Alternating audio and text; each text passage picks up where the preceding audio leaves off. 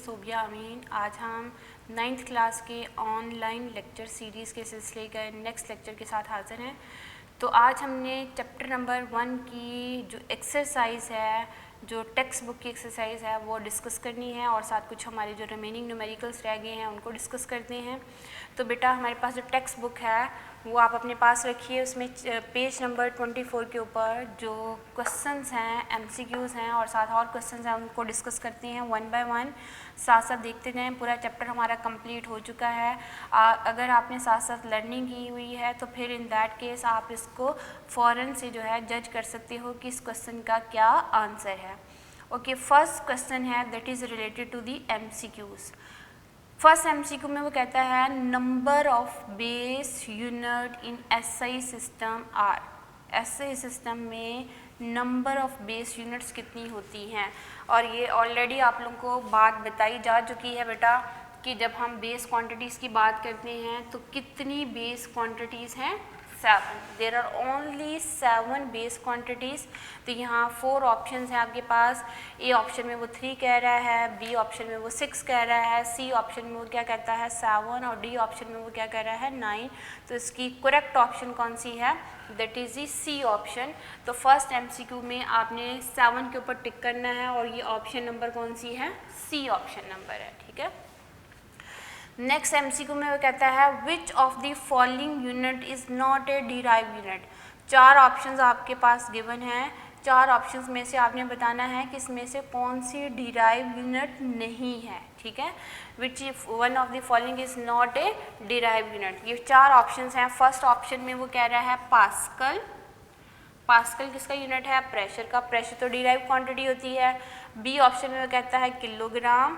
Kilogram जो है वो बेस क्वांटिटी है, उसका बेस यूनिट है मैस का। तो B option is correct, kilogram. Kilogram.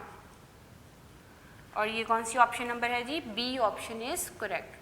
किन 4 ऑप्शंस में से जो बी ऑप्शन है वो डिराइव नहीं है, बाकी तीनों ऑप्शंस क्या हैं, डिराइव। पास्कल भी डिराइव यूनिट है, न्यूटन भी डिराइव यूनिट है, वॉट भी डिराइव यूनिट है। सिर्फ किलोग्राम कौन सा यूनिट है, बेस यूनिट। तो पास्कल प्रेशर का यूनिट होता है, न्यूटन फोर्स का यूनिट होता है, वॉट जो है वो पावर का यूनिट होता है। ये सारी जो है वो power, what, force and pressure जो है ये सारी जो है वो जो डिराइव क्वांटिटीज़ हैं। सिर्फ इन 4 ऑप्शन में से किलोग्राम जो कि मैस को रिप्रेजेंट करता है, मैस बेस क्वांटिटी है, उसका यूनिट क्या है, kilogram. Kilogram is not the derive unit. ठीक है। थर्ड ऑप्शन देखिए, थर्ड MCQ की 4 ऑप्शन में से बेस्ट देखते हैं। नेक्स्ट वो कहता है amount of substance in terms of number is measured. Amount of substance को किस में मेजर किया जाता है, मोल में। तो इसमें डी ऑप्शन इज़ करेक्ट, मोल, और D option is correct. Amount of substance का यूनिट क्या होता है, मोल, और D option is correct. Next fourth वाला MCQ देखिए बेटा। फोर्थ वाले MCQ में वो कह रहा है एन इंटरवल ऑफ 200 माइक्रोसेकेंड। ये मैं सॉल्व भी कर देती हूँ इसका। 200 माइक्रोसेकेंड। ठीक है। अब आपके पास 4 ऑप्शंस हैं। 4 ऑप्शंस में से बेस्ट ऑप्शन आपने चूज़ करनी होती है। अब 200 माइक्रो किसके इक्वल होता है, 10⁻⁻6 सेकेंड। अब आपने 4 ऑप्शन देखनी, 4 में क्या ये ऑप्शन मौजूद है, चारों ऑप्शंस में ये ऑप्शन मौजूद नहीं है। 200 × 10⁻⁻6 मौजूद नहीं है। अब आप इसको चेंज कीजिए, आप इसको लिखिए बेटा 2 के बाद डेसिमल को लेके जाओगे तो क्या लिखोगे, 2.0 × 10⁻², 2 डिजिट शिफ्ट किया है, मल्टीप्लाई आ जाएगा 10⁻⁻6 सेकेंड। अब इनकी बेस सेम है, पावर कंबाइन कीजिए, 2.0 × 10⁻² एंड -6 आ जाएगा। 2 और -6 को करोगे सॉल्व तो कितना आएगा, -4 सेकेंड। तो सोल्यूशन के बाद जो आपके पास सही ऑप्शन है वो क्या है, 2.0 × 10⁻⁻4 सेकेंड। और ये ऑप्शन नंबर कौन सा बनता है जी, C option number is correct. ये सेकेंड है, यहाँ लिख देते हैं second, C option number is correct. Okay, next MCQ देखिए बेटा। उसमें भी 4 ऑप्शंस आपको गिवन हैं। 4 ऑप्शंस में से आपने बताना है कौन सी क्वांटिटी स्मॉलेस्ट क्वांटिटी है, which one of the following is the smallest quantity. A option में कह रहा है 0.01 ग्राम, 2 मिलीग्राम कह रहा है, सी ऑप्शन में वो 100 माइक्रोग्राम कह रहा है और डी ऑप्शन में 5000 नैनोग्राम। और आपको पता है नैनो जो है वो सबसे स्मॉलेस्ट क्वांटिटी है इन 4 ऑप्शंस में से। जो 4 ऑप्शंस आपको गिवन है उसमें से स्मॉलेस्ट क्वांटिटी कौन सी है? 5000 nanogram. N stand for nano and G stand for gram. तो ये ऑप्शन नंबर बनता है जी डी ऑप्शन नंबर। कौन सा ऑप्शन नंबर बन रहा है? डी ऑप्शन नंबर जो है ये करेक्ट है हमारे पास। ये था 4th MCQ। और नेक्स्ट 5th MCQ जो है उसको देखिए बेटा, वो कहता है कि which instrument is most suitable to measure the internal diameter of a test tube. किसी भी टेस्ट ट्यूब का इंटरनल डायमीटर कैलकुलेट करने के लिए कौन सा इंस्ट्रूमेंट यूज़ होता है?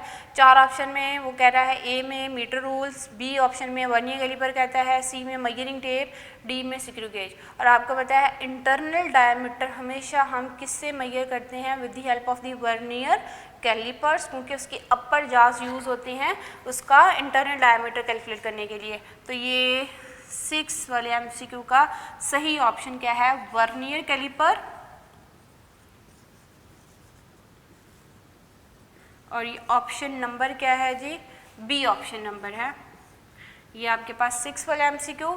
अब 7th वाला MCQ देखिए बेटा, वो कहता है a student claim the diameter of the wire. एक स्टूडेंट जो है वो क्लेम करता है डायमीटर ऑफ द वायर और वो कहता है कि 1.032 सेंटीमीटर। ठीक है, ये उसने हमें क्वेश्चन में बताया कि एक क्लेम कर रहा है कि उसने वर्नियर कैलिपर की मदद से ये मेजरमेंट ली है। Up to what extent do you agree with it? आप कितने एक्सटेंट तक एग्री होंगे? ये वो हमें स्टूडेंट बता रहा है मेजरमेंट किसकी मदद से? वर्नियर कैलिपर की मदद से। तो क्या वर्नियर कैलिपर की मदद से हम डेसिमल के बाद 3 डिजिट तक एक्यूरेट मेजरमेंट ले सकते हैं? नेवर। हम कभी भी उसके साथ डेसिमल के बाद 3 डिजिट तक एक्यूरेट मेजरमेंट नहीं ले सकते। सिर्फ यहाँ तक मेजरमेंट होगी 1.03। डेसिमल के बाद 2 डिजिट तक रीडिंग ले सकती हैं वर्नियर कैलिपर की मदद से। तो इसका मतलब है स्टूडेंट आपको गलत बता रहा है। आप कितनी एक्सटेंट तक एग्री होंगे? 1.03 तक। ये नेक्स्ट जो 2 है वो हम मेजर नहीं कर सकते with the help of the vernier calliper. Vernier calliper की मदद से हम डेसिमल के बाद 2 डिजिट तक रीडिंग ले सकते हैं। तो इसमें सही ऑप्शन क्या होगी? 1.03 सेंटीमीटर। और ये ऑप्शन नंबर क्या है जी? C option number. ठीक है, ये 7th का सही आंसर है। नेक्स्ट जो है 8th MCQ। 8th MCQ की स्टेटमेंट है a measuring cylinder is use to measure. Measuring cylinder किसके लिए यूज होता है? किसी भी लिक्विड का वॉल्यूम, किसी पाउडर सब्सटेंस का वॉल्यूम या किसी रेगुलर शेप का वॉल्यूम कैलकुलेट करने के लिए यूज होगा। तो ये वॉल्यूम जो है वो सही ऑप्शन होगी। कौन सी ऑप्शन होगी? C option. ठीक है, लेवल ऑफ द लिक्विड की बात नहीं करेंगे क्योंकि जो मेजरिंग सिलेंडर है वो 3 चीज़ें मेजर कर सकता है, volume of the powder substance, volume of the liquid और थर्ड पार्ट में हम क्या कहते हैं कि किसी भी इरेगुलर शेप सॉलिड का वॉल्यूम भी फाइंड आउट किया जा सकता है। नेक्स्ट में बेटा वो कह रहा है 9th वाले MCQ में एक स्टूडेंट ने नोट की है thickness of the glass sheet by using the screw gauge. Screw gauge use करते हुए उसने जो है वो एक जो है शीट की थिकनेस फाइंड आउट की है और वो कहता है कि it reads 3 division while 8th division on the circular scale is the कंसाइड with the index line. यानी मेन स्केल रीडिंग कितनी है? 3 और 8 वाली रीडिंग जो है वो मैच कर रही है उसके साथ इंडेक्स लाइन के साथ। यहाँ वो कहता है 3 मिलीमीटर है और 8th डिवीजन मैच कर रही है। ठीक है, स्क्रू गेज यूज़ हो रहा है तो मेन स्केल रीडिंग कितनी होगी? 3 मिलीमीटर। ओके, सर्कुलर स्केल की कौन सी डिवीजन मैच कर रही है? ये मेन स्केल रीडिंग लिख रहे हैं। उसके बाद सर्कुलर स्केल रीडिंग के लिए 8th डिवीजन मैच कर रही है तो इसके लीस्ट काउंट से मल्टीप्लाई किया जाता होता है। तो लीस्ट काउंट कितना है? 0.01 मिलीमीटर। तो ये कितना आ जाएगा? 0.08 मिलीमीटर। दोनों को ऐड करेंगे तो कितना आ जाएगा? 3.08 millimetre will be the reading with the help of the screw gauge. यानी वो क्वेश्चन में बोल रहा है कि जो मेन स्केल के ऊपर रीडिंग है वो 3 डिवीजन है, सर्कुलर स्केल की 8th रीडिंग मैच करी इंडेक्स लाइन के साथ, उस 8 को मल्टीप्लाई किससे किया जाता है, लीस्ट काउंट के साथ, और मेन स्केल रीडिंग में ऐड किया जाता है, तो आपके पास 3.08 मिलीमीटर आंसर आएगा। तो आप लिखोगे 3.08 मिलीमीटर। अब आप देख लीजिए कौन सी ऑप्शन सही है जी, ये है B option. Okay, millimetre, millimetre D option में लिखा हो 3.08 मीटर, मीटर इसका यूनिट नहीं होगा, यहाँ पे यूनिट क्या आना है, मिलीमीटर, ये बी ऑप्शन इज करेक्ट। ये टोटल हमारे पास इस एक्सरसाइज में 9 MCQ हैं, 9 MCQs के आंसर मैंने बोर्ड पे लिख दिए हैं। अगर कोई सोल्यूशन वाला आंसर था तो वो भी मैंने साथ जो है वो उसको सॉल्व कर दिया है। तो ये नेक्स्ट जो है कुछ क्वेश्चन हैं जिनको मैं अभी डिस्कस करती हूँ। बेटा क्वेश्चन है हमारे पास next 1.2, What is the difference between base quantities and derived quantities? Give 3 example in each case. आपने बेस क्वांटिटी की डेफिनेशन लिखनी है, आपने डिराइव क्वांटिटीज़ की डेफिनेशन लिखनी है, और एटलीस्ट कितनी एग्जांपल्स देनी है, 3 एग्जांपल्स देनी है। ये ऑलरेडी आप लोगों को पढ़ाया जा चुका है लेक्चर में, तो इसकी लर्निंग स्ट्रॉन्ग कर लीजिए। बेस क्वांटिटीज़ कौन सी हैं, जो कि प्रोवाइड करती हैं foundation to all other quantities. 7 base quantities हैं, कौन कौन सी हैं, length, mass, time, temperature, electric current, intensity of light and amount of substance. ठीक है, ये 7 बेस क्वांटिटीज़ हैं। और जो डिराइव क्वांटिटीज़ कौन सी होती हैं कि ऐसी quantities, such physical quantities that can be derive from the base quantities, जिनको हम कहाँ से डिराइव करते हैं, बेस क्वांटिटी से डिराइव करते हैं, वो कहलाती हैं डिराइव क्वांटिटीज़। और जो डिराइव क्वांटिटीज़ हैं बेतहाशा हैं, आप उसमें से कोई भी 3 एग्जांपल्स दे दीजिए। For example area, volume, speed, acceleration, power, work, energy, ये सारी कौन सी क्वांटिटीज़ हैं, that are the derive quantities. Next question है बेटा 1.3, उसमें उसने ना मिक्स दी हुई है बेस यूनिट एंड, आपने उसमें से पिक आउट करनी है base unit in the following. Given आपके पास है मिक्स दी हुई हैं बेस भी एंड डिराइव भी, तो आपने उसमें से पिक आउट करनी है कौन सी बेस है और कौन सी डिराइव है। अगर आपने लर्न की है बेस यूनिट तो आपको ये भी पता होना चाहिए कि ये आप इसका आंसर कैसे लिखोगे। ठीक है, आपने सिर्फ बेस यूनिट को पिक आउट करना है। यह है क्वेश्चन नंबर 1.3। 1.3 में बेस यूनिट, और मैं बीच में कॉलम लगा के लिख रही हूँ derived unit. Okay, base unit जॉल, first उसने जॉल बोला, जॉल तो बेस नहीं है, तो आप किस में लिखोगे, डिराइव यूनिट में। ठीक है, नेक्स्ट में वो कह रहा है न्यूटन, न्यूटन भी बेस नहीं है, ये कौन सी होती है, डिराइव, तो आपकी ये भी डिराइव यूनिट होगी। ये है न्यूटन, स्मॉल एन से लिखते हैं NEWTON, न्यूटन। कैपिटल एन से नहीं लिखा जाएगा क्योंकि वो साइंटिस्ट का नेम बन जाएगा। ठीक है, स्मॉल एन से न्यूटन लिखेंगे। उसके बाद है किलोग्राम, किलोग्राम जो है बेटा वो बेस यूनिट है, तो आप इसको बेस यूनिट वाले कॉलम में लिखिए किलोग्राम। आगे वो कह रहा है हर्ट्ज, हर्ट्ज फ्रीक्वेंसी का यूनिट है, ये भी डिराइव है। हर्ट्ज जो है वो फ्रीक्वेंसी का यूनिट है, ये भी डिराइव यूनिट है। नेक्स्ट में वो कह रहा है मोल, मोल बेस यूनिट है, तो इस कॉलम में लिखेंगे मोल बेस यूनिट है। उसके बाद एम्पेयर भी बेस यूनिट है, एम्पेयर इलेक्ट्रिक करंट का यूनिट होता है, ये बेस यूनिट है। फिर वो कहता है मीटर, मीटर भी बेस यूनिट है, एम ने लिखा मैं एम्पेयर। और उसके बाद है मीटर, मीटर भी बेस यूनिट है। फिर वो कहता है केल्विन, केल्विन भी बेस यूनिट है, टेम्परेचर का यूनिट है। आगे वो कह रहा है कूलम, कूलम जो है वो डिराइव यूनिट है, इलेक्ट्रिक चार्ज का यूनिट होता है। और फिर एंड पे वो वॉट, वॉट भी डिराइव यूनिट है। ठीक है, ये उसने मिक्स हमें दिए हुए थे बेस एंड डिराइव यूनिट, आपने इसमें से पिक करने थे बेस कौन से हैं, डिराइव कौन से हैं। तो बेस यूनिट इसमें से कौन से, kilogram, mole, ampere, metre and kelvin. Kilogram किसका यूनिट है, मास का। मोल किसका यूनिट है, अमाउंट ऑफ सब्सटेंस का। एम्पेयर किसका यूनिट है, इलेक्ट्रिक करंट का। मीटर किसका यूनिट है जी, लेंथ का। केल्विन किसका यूनिट है, टेम्परेचर का। ठीक है, ये सारे बेस यूनिट है। और जॉल जो है वो यूनिट वर्क का, एनर्जी का भी जॉल होता है। न्यूटन किसका यूनिट है, फोर्स का। हर्ट्ज किसका यूनिट है, फ्रीक्वेंसी का। कूलम किसका यूनिट है, इलेक्ट्रिक चार्ज का। वॉट किसका यूनिट होता है, पावर का। ठीक है, ये सारे कौन से हैं, डिराइव यूनिट, ये कौन से हैं, बेस यूनिट। आपको उसने क्वेश्चन में कहा है pick out the base unit, तो आपने सिर्फ इसमें से बेस यूनिट को अलग करके लिख देना है। नेक्स्ट क्वेश्चन है क्वेश्चन नंबर 4 में कहता है find the base quantities involve in each of the following derive quantities. आपको 4 ऑप्शंस बताई हुई हैं, उसमें वो कहता है आपने बताना है कि इसमें कौन सी बेस क्वांटिटीज़ इन्वॉल्व है। दी हुई है आपको सारी डिराइव क्वांटिटीज़ हैं, आपने उसको सॉल्व करके बताओगे कि इसमें से कौन सी जो है बेस क्वांटिटीज़ इन्वॉल्व है। इन क्वेश्चंस में जो है वो बेस क्वांटिटीज़ किस तरह इन्वॉल्व होंगी, आपने उन क्वांटिटीज़ के नाम भी लिख देने हैं। ओके, इसमें ए पार्ट में कहता है स्पीड 1.4 है जी क्वेश्चन। ए पार्ट में कहता है स्पीड। ओके बेटा, आपने कहाँ से स्टार्ट करना है? स्पीड का फॉर्मूला क्या होता है? Distance divided by time. Okay, speed को v से रिप्रेजेंट करेंगे, डिस्टेंस जो है उसको हम s से रिप्रेजेंट करते हैं, टाइम को स्मॉल t के साथ रिप्रेजेंट किया जाता है, और जो डिस्टेंस होता है इट मीन्स ये क्या है? लेंथ। डिस्टेंस क्या होती है? लेंथ ही होती है। 2 पॉइंट्स के बीच में जो आपके पास लेंथ है that is called the distance, और टाइम जो है वो बेस क्वांटिटी है। तो स्पीड में कौन सी बेस क्वांटिटीज इन्वॉल्व होंगी? Length and time are involved in speed।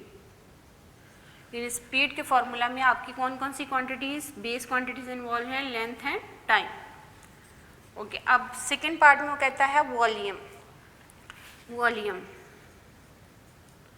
किसी भी चीज़ का वॉल्यूम क्या होता है? Volume is equal to length multiply by width multiply by height. ठीक है, जो लेंथ है, जो विड्थ है और जो हाइट है that is the distance between 2 points. 2 point के बीच में जो डिस्टेंस होता है वो लेंथ ही होती है। तो आपके जो इस वॉल्यूम में जो बेस क्वांटिटी है वो क्या है? Length is involve in volume.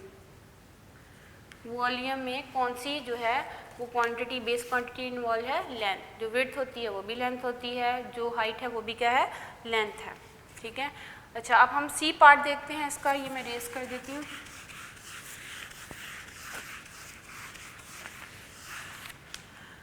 C part जो है फोर्स है। सी पार्ट क्या है? फोर्स। अच्छा, फोर्स होता है बेटा मैस एंड एक्सेलरेशन का प्रोडक्ट। तो यहाँ एक्सेलरेशन जो होता है ना बेटा उसकी में होता है change in speed over time, और जो स्पीड होती है that is the distance divided by time, और साथ में ये 1/t भी लिख रही। तो अब देखिए कौन कौन सी इन्वॉल्व हुई फोर्स के फॉर्मूला में। फोर्स के फॉर्मूला में मैस, डिस्टेंस लेंथ ही होती है, एंड टाइम आर इन्वॉल्व्ड। यानी फोर्स के फॉर्मूला में कौन सी बेस क्वांटिटीज इन्वॉल्व हैं? Mass, length and time. ठीक है, तो डी पार्ट में वो कह रहा है वर्क। ओके, वर्क का जो फॉर्मूला होता है बेटा work is equal to force multiply by displacement या डिस्टेंस। ठीक है, तो वर्क को W से रिप्रेजेंट किया जाता है, फोर्स को F के साथ और डिस्टेंस को S के साथ। और फोर्स में कौन कौन सी क्वांटिटीज इन्वॉल्व थी? फोर्स किसके इक्वल होता है? ma के इक्वल। और फोर्स में कौन सी क्वांटिटीज इन्वॉल्व हैं? ma के इक्वल, और साथ मैंने डिस्टेंस लिख दिया।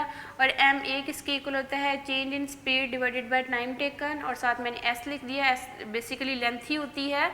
m is equal to change in speed किसके इक्वल है बेटा? That is the distance divided by time taken, और ये साथ 1/t मैंने लिख दिया उसका एक्सेलरेशन के लिए, और साथ डिस्टेंस आ जाएगा। ठीक है, अब इसमें देखिए mass, distance, distance basically length and time, कौन सी 3 quantities? Mass, length and time are involve.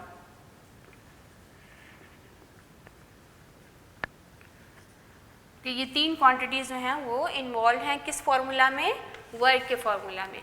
जो वर्क है, जो फोर्स है बेटा, ये टॉपिक आप लोगों के लिए अभी नए हैं, ये हमने चैप्टर नंबर 3 में फोर्स से रिलेटेड पढ़ना है और फिर चैप्टर नंबर 6 में हम जो है वर्क के बारे में पढ़ेंगे। तो अभी के लिए आपने सिर्फ इसमें ये याद रख लें कि इनका फॉर्मूला क्या है, work is equal to force multiply distance होता है और फोर्स जो है वो किसके इक्वल होती है, एम ए के इक्वल, और एक्सेलेरेशन जो है वो किसके इक्वल होता है, change in velocity divided by time taken, और चेंज इन वेलोसिटी किसके इक्वल होता है, distance divided by time taken.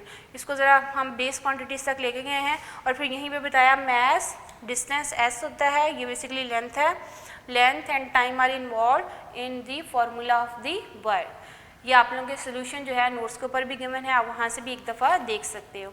ये था 1.4 क्वेश्चन और 1.5 क्वेश्चन जो है उसमें वो कहता है कि आप अपनी एज का अंदाज़ा लगाइए in seconds, estimate your age in second. ये क्वेश्चन काफ़ी इंपॉर्टेंट भी है, ये बोर्ड में भी कई दफ़ा आ चुका है। इसको सॉल्व करते हैं हम कि हमारे पास जो है एज सेकंड्स में कितनी है, क्लियर है। अच्छा, मैं इसको लिख देती हूँ, सॉल्व जो है आप कैलकुलेटर से खुद भी कर सकते हो। 1.5 में वो कहता है age in second, age in seconds. ये आपने क्या करनी है, फाइंड आउट करनी है। अब हर बच्चे की ये डिफरेंट होगी, किसी बच्चे की 14 ईयर हो सकती है, किसी बच्चे की 15 ईयर हो सकती है, किसी की 16 भी हो सकती है, ठीक है।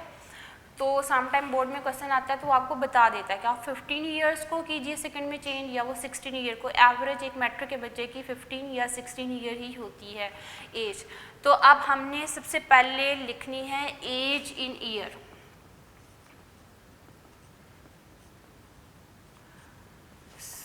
कितनी है, अगर आपकी एज 15 ईयर्स तो 15 ईयर्स लिख दीजिए, ठीक है। ये आपकी सालों में एज लिख दी। अब हमें पता है कि 1 ईयर में कितने डेज होते हैं, 1 ईयर्स हैज डेज 365 डेज। तो अब आपने इस सालों को किस में चेंज कर देना, डेज में। तो फिर आप क्या लिखोगे, age in days, age in days. तो ईयर की जगह क्या लिख दोगे, 365 के साथ क्या कर दोगे, मल्टीप्लाई कर दोगे। आप एज किस में आ जाएगी, डेज में आ जाएगी, ठीक है। डायरेक्टली आपने ईयर से किस में चले जाना है, डेज में चले जाना है। मंथ में ना जाइएगा क्योंकि मंथ में हम एवरेज 30 ले लेते हैं, थोड़ा सा फ़र्क पड़ जाता है। तो आप डेज में जो है, क्योंकि 1 ईयर में कितने डेज होते हैं, 365 डेज। उसके बाद लिखेंगे एज इन आवर्स। ओके, अब 1 डे में कितने और होते हैं, 24 आवर। एक दिन में कितने घंटे होते हैं, 24 घंटे हैं। तो आप डेज की जगह 24 लिख दोगे। तो ये 15 मल्टीप्लाई बाय 365 मल्टीप्लाई बाय 24, अब ये आवर्स आ गए, ठीक हो गया। अब आपकी एज यहाँ तक इसमें चेंज होगी आवर्स में। उसके बाद हम लिखेंगे age in minute, age in minutes. तो 1 आवर में कितने मिनट्स होते हैं, 60 मिनट। तो आप क्या लिखोगे, 15 multiply by 365 multiply by 24 multiply by 60। 1 hour में 60 मिनट। तो अब आपकी यूनिट क्या आ जाएगी, मिनट्स, ठीक है। उसके बाद हम लिखेंगे age in second. Okay, age in second जो है वो हम 15 multiply by 365 multiply by 24 multiply by 60 multiply 1 minute में कितने सेकंड, 60। तो ये अब किस में आ गई, सेकंड में आ गई। अब अगर आपके हाथ में कैलकुलेटर है तो आप उसको कैलकुलेट कर सकते हैं। मैं भी चेक कर लेती हूँ कि मेरे पास इसको मल्टीप्लाई करके कितना आंसर आ रहा है, तो उसको फिर स्टैंडर्ड फॉर्म में लिख देते हैं, ठीक है। तो अब मैं चेक करती हूँ कि इन सबको मल्टीप्लाई करें तो कितना आंसर आता है। उसके बाद हम इसको किस में चेंज कर देंगे, सेकंड में चेंज कर देंगे। ओके, कैलकुलेटर चेक कर लेते हैं। ओके बेटा, मैंने कैलकुलेटर से कैलकुलेट किया जी। 15 को 365 से मल्टीप्लाई किया, 24 से मल्टीप्लाई किया, फिर 60 से, फिर 60 से जो मेरे पास आंसर आया है कैलकुलेटर पे वो है जी 4730400000, ठीक है, ये आंसर है। फिर हम इसको स्टैंडर्ड फॉर्म में लिखते हैं 473040 एंड 000, ये सेकेंड में आ गया। अब इसको स्टैंडर्ड फॉर्म में लिखेंगे, ठीक है, ताकि आप इसको प्रीसाइज फॉर्म में लिखें तो आपका बेस्ट रिजल्ट आएगा। डेसिमल यहाँ पे है तो 4 के बाद शिफ्ट कीजिए, 4.73040, तो कितने डिजिट शिफ्ट किया, 1 2 3 4 5 6 7 एंड 8 डिजिट शिफ्ट किया है, तो मल्टीप्लाई 10 की पावर 8 सेकेंड आ जाएगा, ठीक है। ये जीरोस लिखने हैं तो ये भी लिख लीजिए साथ, अदरवाइज़ आप यहाँ तक भी लिख सकते हो। तो ये आपके पास है सेकंड्स में आंसर कि एज इन सेकंड जो है वो आपके पास ये स्टैंडर्ड फॉर्म में आई है, 4.7304 मल्टीप्लाई 10 की पावर 8 सेकेंड, ये थी एज इन सेकंड। ये है question number 1.5। Okay, next question है 1.6, what role SI unit have played in the development of the science. SI unit का क्या रोल है in the development of the science.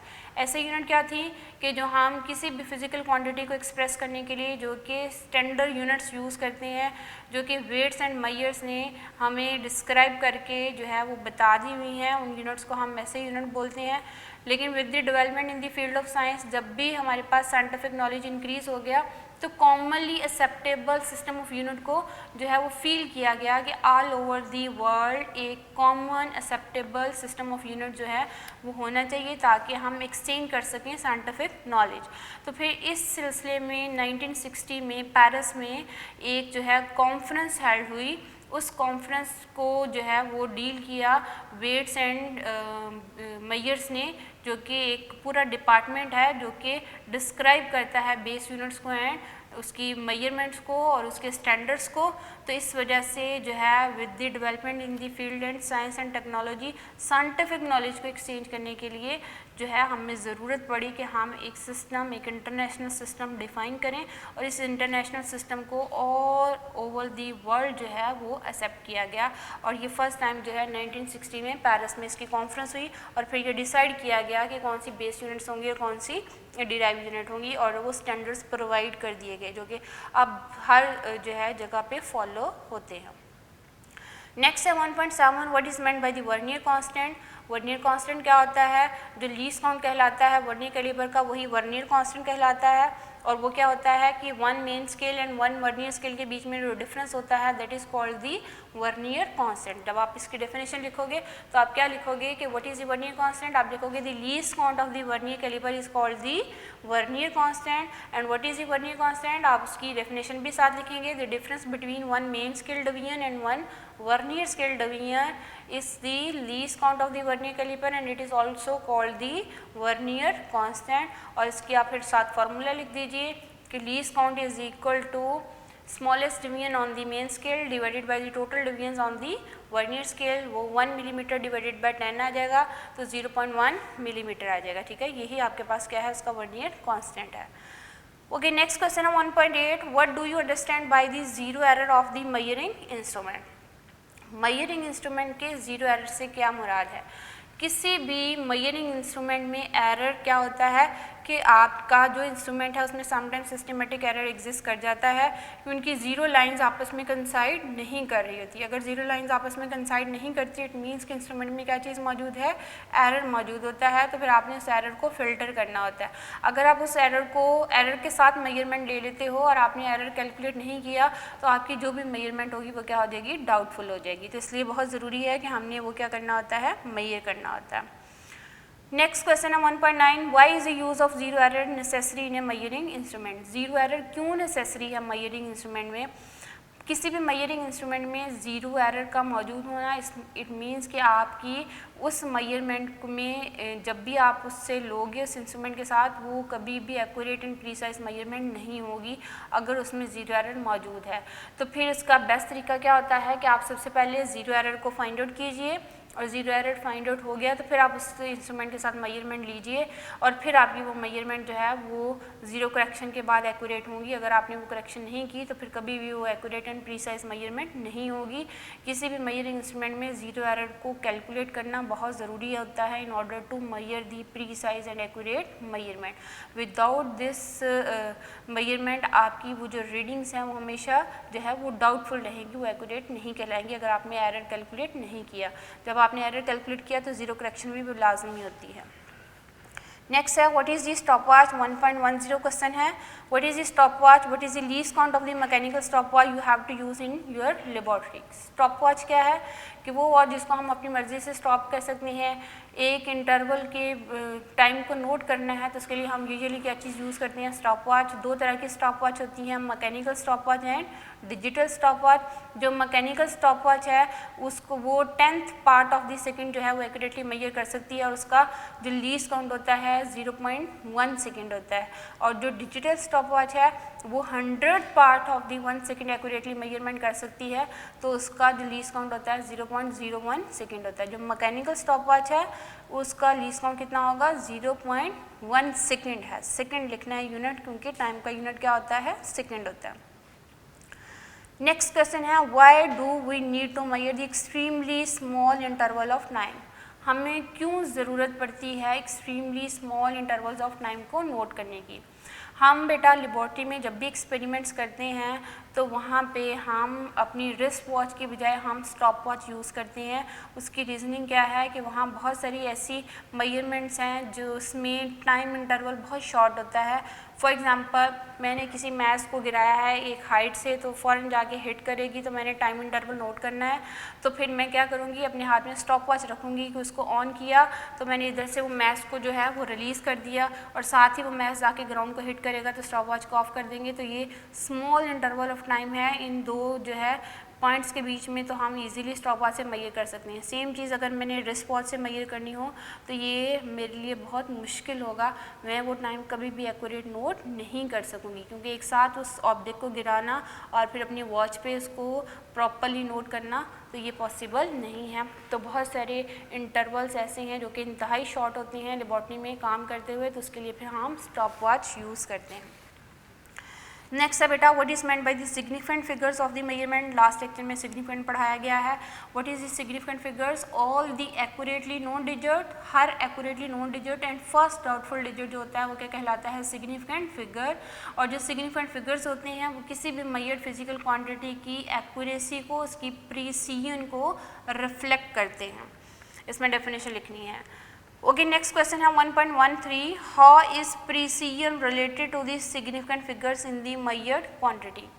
किस तरह एक मेजर्ड फिजिकल क्वांटिटी में सिग्निफिकेंट फिगर उसकी precision को रिलेट करते हैं।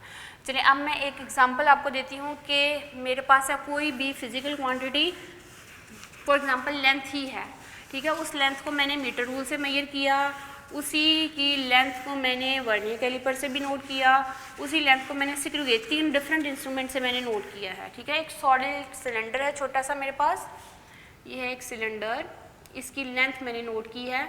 ओके, लेंथ मैंने 3 इंस्ट्रूमेंट के साथ नोट की। कौन कौन से इंस्ट्रूमेंट मैंने यूज़ किए, मीटर रूल,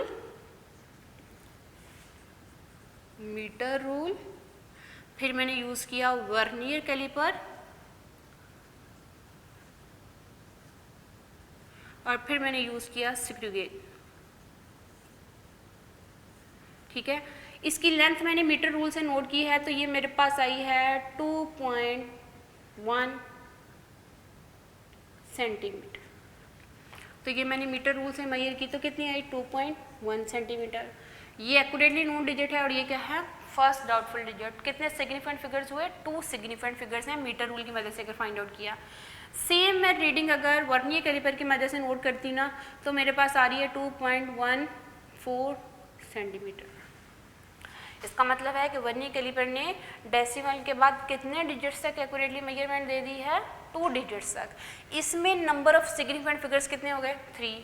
इसकी एक्यूरेसी इसकी निस्बत क्या हो गई, ज़्यादा हो गई। अच्छा, अब सेम मेजरमेंट अगर मैं स्क्रू गेज से ले रही हूँ, मुझे मेजरमेंट दे रहा है 1.145 सेंटीमीटर। ओके, अब ये मेजरमेंट स्क्रू गेज की मदद से ली है, तो ये डेसिमल के बाद कितने डिजिट्स तक रीडिंग दे रहा है, 3 डिजिट्स तक सेंटीमीटर में एक्यूरेटली रीडिंग दे रहा है। तो इसमें सिग्निफिकेंट फिगर्स कितने हो गए, 1 2 3 4, यानी इसमें सिग्निफिकेंट फिगर ज़्यादा हो गए, एक्यूरेसी भी क्या हो गई, ज़्यादा हो गई। इसमें सिग्निफिकेंट फिगर्स कम है, इसमें एक्यूरेसी भी क्या हो गई, कम हो गई। तो इस तरह कोई किसी भी मेजर्ड फिजिकल क्वांटिटी में हमें बहुत ज़्यादा डिपेंड करता है कि हमने इंस्ट्रूमेंट कौन सा यूज़ किया है, और जितने नंबर ऑफ सिग्निफिकेंट फिगर्स ज़्यादा होंगे उतनी ही एक्यूरेसी भी क्या होगी, ज़्यादा होगी।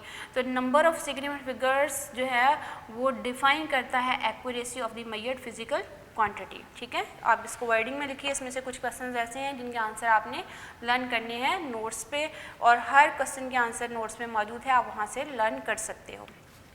उसके बाद हमारी एक्सरसाइज के न्यूमेरिकल प्रॉब्लम्स आ जाते हैं।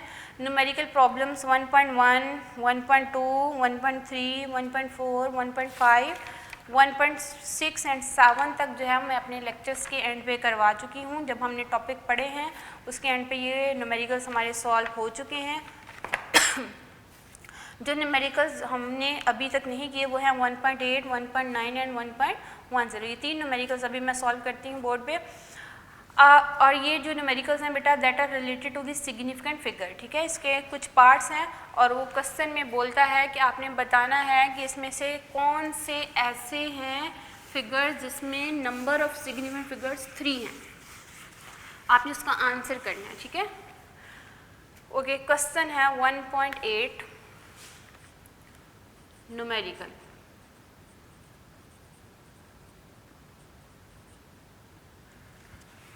ये टेक्स्ट बुक का पेज नंबर है 26। Which of the following quantities have 3 significant figure. आपको ए, बी, सी एंड डी जो है पार्ट दिए हुए हैं। आपने बताना है इसमें से कौन सी ऐसी मेजरमेंट है जिसमें सिर्फ सिग्निफिकेंट फिगर्स 3 हैं। ठीक है, तो अब आपका ए पार्ट में वो लिखता है जी 3.0066 मीटर। क्या इसमें 3 सिग्निफिकेंट फिगर्स हैं? नो। और से देखिए, 0 इन सिग्निफिकेंट फिगर्स के बीच में जो मौजूद होता है हमेशा क्या होता है? सिग्निफिकेंट होता है। तो ये इसमें सिग्निफिकेंट फिगर्स कितने हैं? 5 हैं। नंबर ऑफ सिग्निफिकेंट फिगर्स कितने हैं? 5 हैं, इसमें 3 नहीं है। ठीक है, बी पार्ट में वो क्या कह रहा है? ओके, इसमें उसने जो मेजरमेंट बताई है 0.00309 kg। ओके, अब और से देखिए, जो लेफ्ट साइड वाले जीरोस हैं वो हमेशा क्या होते हैं? नॉन सिग्निफिकेंट हैं। तो इसमें नंबर ऑफ सिग्निफिकेंट फिगर्स कितने हैं? In this measurement number of significant figures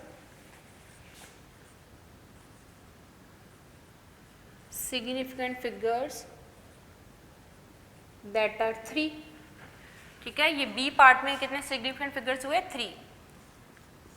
way C part का देखिए जो गिवन है आपको 5.05 मल्टीप्लाई 10 की power -27 kg।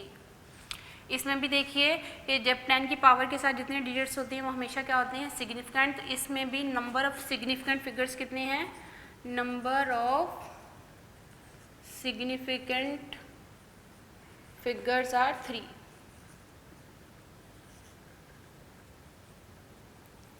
Number of significant figures are 3, इसमें 3 हैं जी। ओके, इसके बाद है ये डी पार्ट। डी पार्ट में 301.0 सेकेंड। इसमें बताइए सिग्निफिकेंट फिगर्स कितने हैं? 1, 2, 3, 4। ये 0 भी सिग्निफिकेंट है, एंडिंग 0 राइट साइड पे भी सिग्निफिकेंट होता है। तो इसमें नंबर ऑफ सिग्निफिकेंट फिगर्स कितने हुए? 4।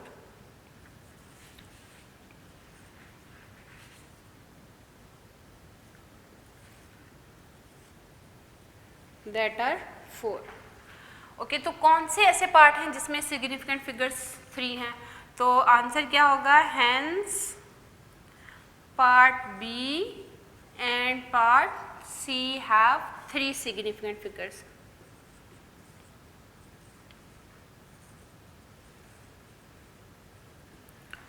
ओके, बी एंड सी में 3 सिग्निफिकेंट फिगर्स हैं, बाकियों में 3 नहीं है। इसमें है जी 5 सिग्निफिकेंट फिगर्स, इसमें 3 हैं, इसमें 3 हैं, इसमें कितने हैं? 4 सिग्निफिकेंट फिगर्स हैं। या आप रूल्स भी साथ लिख सकते हो कौन सा रूल फॉलो हो रहा है। ओके, नेक्स्ट क्वेश्चन है 1.9। ये भी वो कह रहा है कि आप बताइए कि किस क्वांटिटी में कितने नंबर ऑफ सिग्निफिकेंट फिगर्स हैं।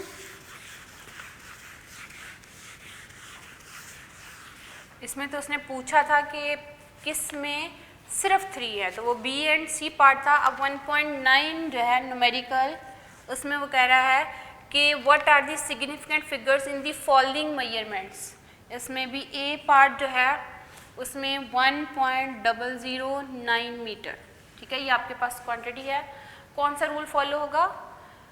जो सेकंड नंबर पे रूल था, zeros present in between the significant figure is always significant. Significant figures के बीच में जीरो जो होंगे वो हमेशा क्या होंगे, सिग्निफिकेंट होंगे। तो in this measurement number of significant figures are 4। कितने हैं जी, 4। उसके बाद नेक्स्ट है बी पार्ट। बी पार्ट में वो कह रहा है जी 0.00450 0.00450 किलोग्राम। ओके, यहाँ पे देखिए कौन सा रूल फॉलो हो रहा है जी, जो लेफ्ट साइड वाले जीरोस हैं वो हमेशा क्या होते हैं, नॉन सिग्निफिकेंट। राइट साइड वाला ये जीरो क्या होगा, सिग्निफिकेंट होगा। तो इसमें नंबर ऑफ सिग्निफिकेंट फिगर्स कितने हुए, 3। Number of significant figures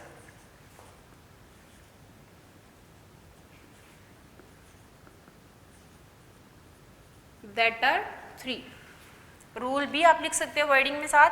C part में वो कह रहा है 1.66 मल्टीप्लाई 10 की पावर -27 kg। ओके, 10 की पावर के साथ वाले जो डिजिट्स होते हैं वो हमेशा क्या होते हैं, सिग्निफिकेंट होते हैं। तो इसमें इस क्वांटिटी में number of significant figures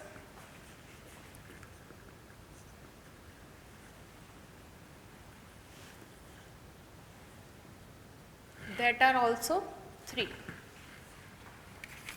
okay, D part देखिए इसका 2001। इसमें भी डिजिट्स के बीच में जीरो हमेशा क्या होते हैं, सिग्निफिकेंट। इसमें 4 सिग्निफिकेंट फिगर्स हैं। Number of significant figures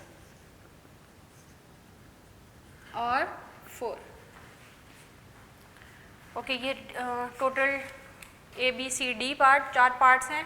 first part में सेकेंड रूल अप्लाई होगा, zero present in between the significant figure is always significant, number of significant figures will be 4। Second में देखिए लेफ्ट साइड वाले zeros हमेशा क्या होते हैं, नॉन सिग्निफिकेंट होते हैं। तो नंबर ऑफ सिग्निफिकेंट फिगर्स कितने होंगे, 3।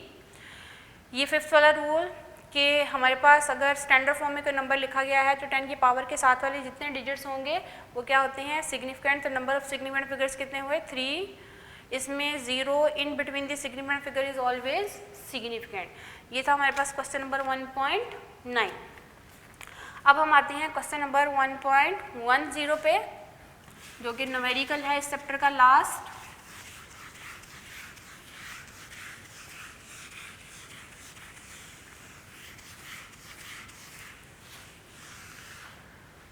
ओके जी, 1.10 न्यूमेरिकल क्वेश्चन है जी। क्वेश्चन पढ़ देती हूँ बेटा। A chocolate wrapper is 6.7 centimetre long and 5.4 centimeter wide. Calculate its area up to reasonable number of significant figure. अच्छा, इस क्वेश्चन में बेटा वो कहता है कि आपके पास एक चॉकलेट रैपर है, उसकी लेंथ बताई हुई है, उसकी विड्थ आपको बता दी हुई है, आपने उसका एरिया कैलकुलेट करना है up to reasonable significant figure. Reasonable significant figures का मतलब यह है कि आपको गिवन डाटा में जितने नंबर ऑफ सिग्निफिकेंट फिगर्स हैं आपने आंसर भी उतने ही नंबर ऑफ सिग्निफिकेंट फिगर्स में लिखना है और यूनिट को चेंज नहीं करना। और आपको पता है अगर हम यूनिट को चेंज कर देंगे तो नंबर ऑफ सिग्निफिकेंट फिगर्स क्या हो जाएंगे, डिस्टर्ब हो जाएंगे। इस वजह से आपने यूनिट चेंज नहीं करना। एक चॉकलेट रैपर की लेंथ बता दी हुई है, लेंथ ऑफ चॉकलेट रैपर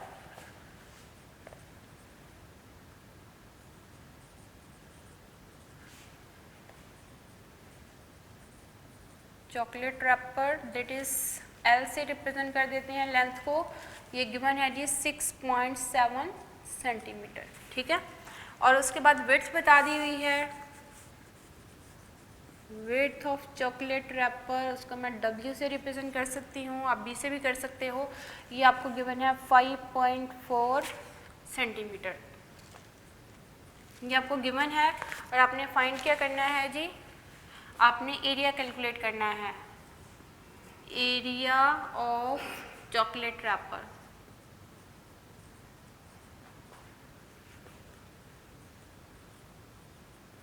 और उसको ए से रिप्रेजेंट कर देते हैं, या आपने फाइंड आउट करना है। ये आपका गिवन डाटा था, ये क्या है, टू फाइंड, ये चीज़ आपने फाइंड आउट करनी है। और यहाँ पे सोल्यूशन की हेडिंग देंगे। सोल्यूशन में आपने क्या लिखना होता है बेटा, फॉर्मूला लिखेंगे हम पहले, उसके बाद सॉल्व करेंगे। एरिया ऑफ चॉकलेट रैपर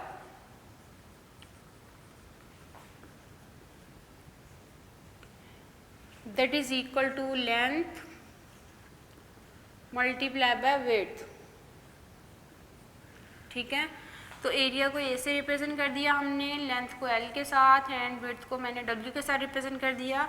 तो लेंथ थी 6.7 सेंटीमीटर एंड विड्थ है जी 5.4 सेंटीमीटर। दोनों को मल्टीप्लाई करके हम लिखेंगे, और ये हमारे पास मल्टीप्लाई करने के बाद 36 पॉइंट समथिंग आएगा। लेकिन हमने 2 डिजिट तक हाँ लिखना है, क्योंकि रीजनेबल सिग्निफिकेंट फिगर्स तक लिखना है। इसके गिवन डाटा में भी, यहाँ भी देखिए 2 सिग्निफिकेंट फिगर्स हैं, यहाँ भी कितने हैं 2, तो आंसर भी आपने 2 सिग्निफिकेंट फिगर्स तक ही लिखना है, आगे नहीं लिखेंगे। ये 36 सेंटीमीटर स्क्वायर आ जाएगा। This will be the area of the chocolate wrapper. यह है चॉकलेट रैपर का एरिया। तो ये हमारे न्यूमेरिकल जो है वो इस चैप्टर के क्या हो गए हैं, एंड हो गए हैं जी बेटा। तो ये हमारा चैप्टर नंबर 1 कंप्लीट हो गया है। उसके सारे न्यूमेरिकल्स जो हैं वो भी एंड हो गए हैं। मैंने आज एक्सरसाइज आपके साथ डिस्कस की, इसके MCQ, उसके क्वेश्चंस जो हैं एक्सरसाइज के वो भी डिस्कस हो गए हैं। 2-3 न्यूमेरिकल्स रह गए थे, वो भी मैंने आपके लिए सॉल्व कर दिए हैं। आप इसकी घर पे प्रैक्टिस कीजिए। तो इंशाल्लाह हम नेक्स्ट लेक्चर में फिर नया चैप्टर स्टार्ट करेंगे, चैप्टर नंबर 2। तब तक के लिए अल्लाह हाफिज़।